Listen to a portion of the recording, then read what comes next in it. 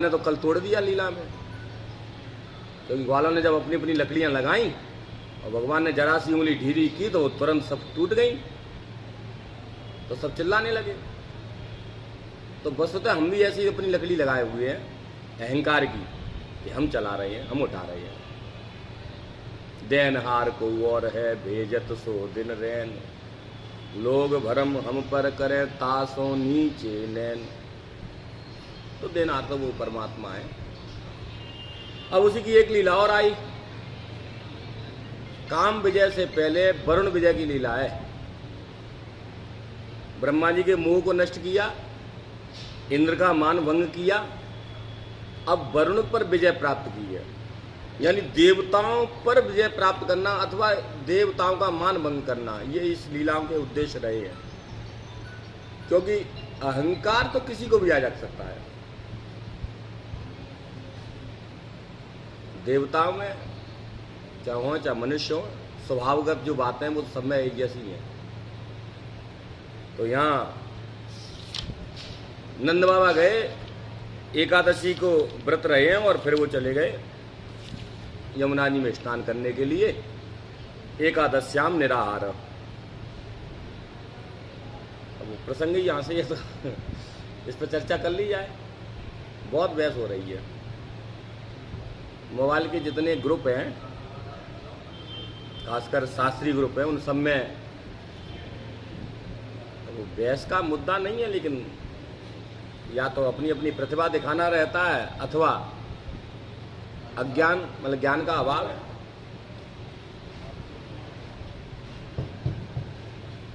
तो वस्तुतः जो एकादशी वाला प्रकरण है वो संप्रदाय के कारण ये विकृति आई है। उनमें एकादशी जो व्रत है वो तो एकादशी जिस दिन तिथि है उस दिन का व्रत माना था।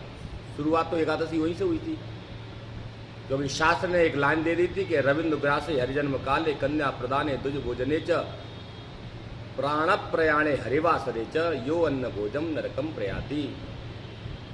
सूर्य चंद्रमा का ग्रहण पड़े, किसी कन्या का दान करना हो, ब्राह्मण को भोजन कराने का निमंत्रण दे दिया हो, कोई शव मुर्दा रखा हो, ऐसे समय भोजन नहीं करना चाहिए। उसी में हरिजन्म काल, तो जन्माष्टमी हो, रामनवमी हो, शिवरात्रि हो, तो ऐसे समय में भोजन नहीं करना चाहिए, अन्न नहीं ग्रहण करना चाहिए, इसका पाप लगता है। अब वो एक लाइन जो शास्त्र से आई किसी और से अब आकर के यहाँ टिकी, तो उसमें ही एक पर्व पड़ गया एकादशी। क्योंकि जन्माष्टमी तो वर्ष में एक बार पड़ती है, कोई समस्या नहीं है। ग्रहण भी पड़ेगा तो एक बार पड़ेगा। कोई आपत्ति विपत्ति वाली बात आएगी तो भी वो वर्ष में एक आध बार ही आएगी, कभी कभार। लेकिन एकादशी तो महीने में 2 बार आ गई, और हर महीने यही नहीं एक प्रसंग है। तो एक तो इसमें शब्द रहते हैं स्मार्त, वैष्णव और निम्बार्क, 3 शब्द हैं। अब ये जो आश्रम है वो भी निम्बार्क संप्रदाय से, उसी परंपरा से है।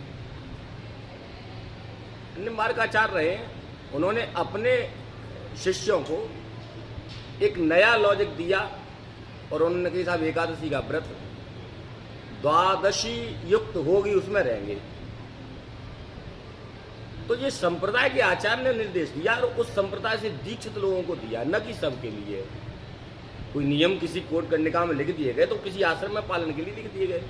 तो उस आचार्य संप्रदाय यानी आचार्य परंपरा से जो दीक्षित है उनके लिए वो नियम है। वस्तुतः वैष्णव की जब बात आती है तो वैष्णव वो लोग हैं जो विष्णु की उपासना करते हैं। अब आप कहेंगे कि विष्णु की उपासना करते तो वो शंकर जी की उपासना वाले नहीं आएंगे क्या उसमें? दुर्गा की उपासना वाले नहीं आएंगे क्या उसमें? तर्क आ जाता है ना। तो फिर उसमें ये विधान है कि प्रत्येक वैष्णव को पंचदेव उपासना करनी है। पंचदेव माने विष्णु, शिव, गणपति, सूर्य और दुर्गा। ये पंचदेव उपासना है। इनको मान नहीं है, चाहे कैसे भी तुम कट्टरवादी हो। अनन्य जी कहते हैं। राम जी के यहाँ सूर्य की पूजा होती थी, जानकी जी ने दुर्गा की पूजा की है, गणपति की पूजा की है।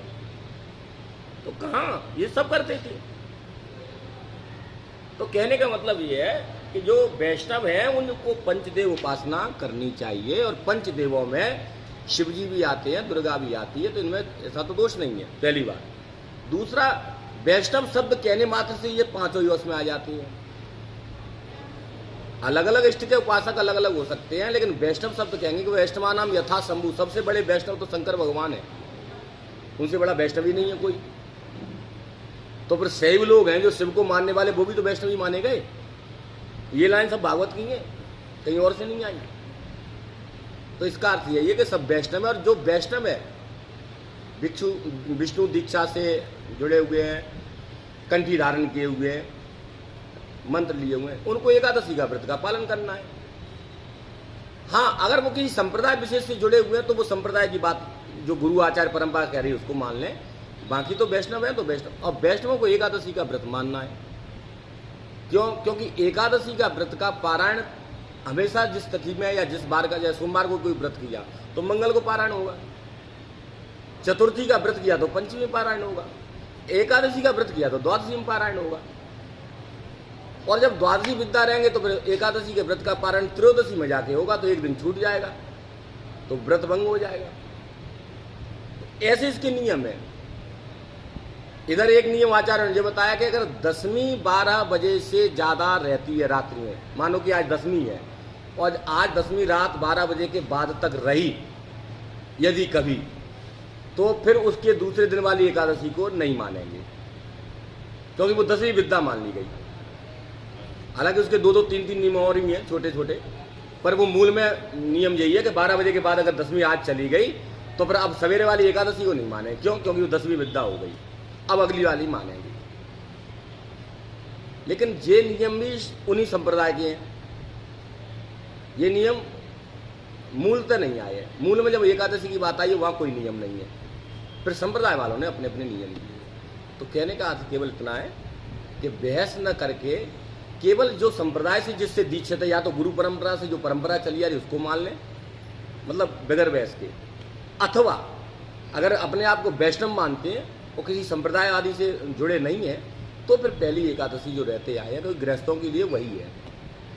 अब उसमें भी ये समस्या पड़ेगी, वो स्मारता नाम और वैष्णवा नाम जो लिख दी गई तो एक न कहीं साफ सन्यासियों की है, एक न कहीं गृहस्थों की है, और मानते हुए चले। अब इसी पंचांग में पिछली बार 2-3 बार से उन्होंने दे दी साहब पहली एकादशी को कर दी गृहस्थों के लिए, साफ लिख के दे दी उसने।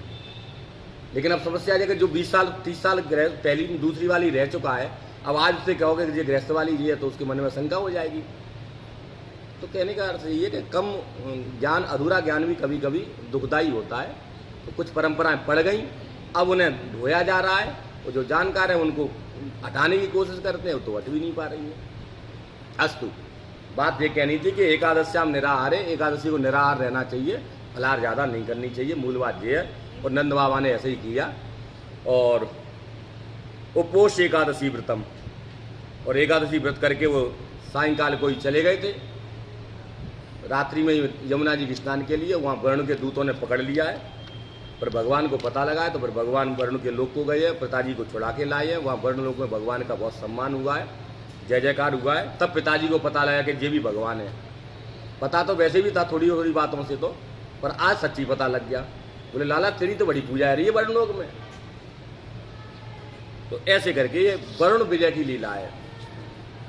और आगे रास पंचाध्याय के 5 अध्याय है। तो काम विजय से पहले वरुण विजय की लीला है। जिसका इंद्रिय यानी रस पर विजय प्राप्त कर लेगा, जीव पर जो विजय प्राप्त कर लेगा, वही काम पर विजय प्राप्त कर सकता है, ऐसे ही मान लें। क्योंकि जिसका ज्यादा खाने में मन चलेगा तो वो तो विषयों में जाएगा। इसीलिए तो विषयों के संगीत में सबसे पहले खान पान पर प्रतिबंध लगाया। व्रत रहना, कम खाना, एक समय भोजन करना, सात्विक भोजन करना, अन्न ग्रहण न करना, ये सब बातें भोजन पर निर्धारित हैं। जितने भी विषय भोजन से ही वर्धित होते हैं। तो एकादशी का मतलब ये है कम से कम 15 दिन में एक बार तो अभी छुट्टी मनाएं पेट को। हाँ, और वैसे आपकी मर्जी है कि खूब फलाहार बना ही देते थाली भर के, मतलब जितना अन्य दिनों में नहीं होता भोजन उससे दुगना हो गया, और नाम बोले फलाहार बनाए। तो ये एक तरह से चीटिंग है, इसको बंद कर दो। क्योंकि देखो आप कहे कुछ भी लो, ना तो नमक आए फलार में, न तुम्हारी मिर्ची आए फलार में। ये कारी मिर्ची, हरी मिर्ची, सब बेकार की बात है। नमक माने नमक, मिर्च माने मिर्च। उसका जब गुणधर्म लेबोरेटरी में चेक कराओगे तो वो गुणधर्म वही आएंगे जो मिर्ची के आते हैं। हो सकता है कारी में कुछ और ज़्यादा विटामिन या कुछ और चीज़ें होंगी, हरी में कुछ और होगी। हाँ, लेकिन वो क्या है कि स्वाद के चक्कर में अपने आप को ऐसा कर लिया है कि साहब वो तो काली मिर्ची खाते हैं। तो न टमाटर है न काली मिर्ची है, केवल फल है। और फल में कैसा आता है? जिसमें मिठास हो। फिर आती है शाक। शाक माने हरी सब्जी, कंदमूल फल। तो अब मूल में फल जो फल आ गया, या तो मिठास वाला या शाक आ गया, और नहीं है तो फिर दूध, गाय का भैंस का जो भी उपलब्ध हो तो दूध पदार्थ। ये तीन चीजें फलाहार के लिए उपयोगी हैं, बाकी न कुछ भी उपयोगी नहीं है। और सबसे पहले तो जल है, तो जल से रहा जाए। और जो जल से रहते हैं उन्हीं के लिए निर्जला है। फिर बोले तुमने 23 जल से रह ली है, अब एक बगैर जल के भी रह के देख लो। और जो पहले से ही खाए बैठे हैं, तो भैया जो जब खाए बैठे तो अब की जल से रह के देख लो। तो जो निर्जला नहीं है वो जलजला है वैसे तो क्योंकि हमेशा खाते रहे तो अब एक बार बगैर खाए रह लो। अब वो बैठ चल नहीं, बोले शाम को पानी कब पिए। अब बोले मना कैसे करे, भाई पानी पीना ही नहीं उसमें। अरे कि हमारे पंडित जी समय बता दे शाम को 4 बजे पानी पी लो। अब कभी बेचारे में दया करके बता दियो कि जो बूढ़ो टेढ़ो आदमी है, बुखार में या बीमार है, कहीं मरमरू ही नहीं जाए, तो कह दे भैया तू पी ले पानी सांत्वना के लिए। अब वो बनेगी परंपरा। ऐसा पंचांग में लिखी रहते पानी की, कोई पंचांग पानी की नहीं थी। निर्जला माने निर्जला है, रहना हो तो रहो, नहीं रहना हो मत रहो। है दूसरे दिन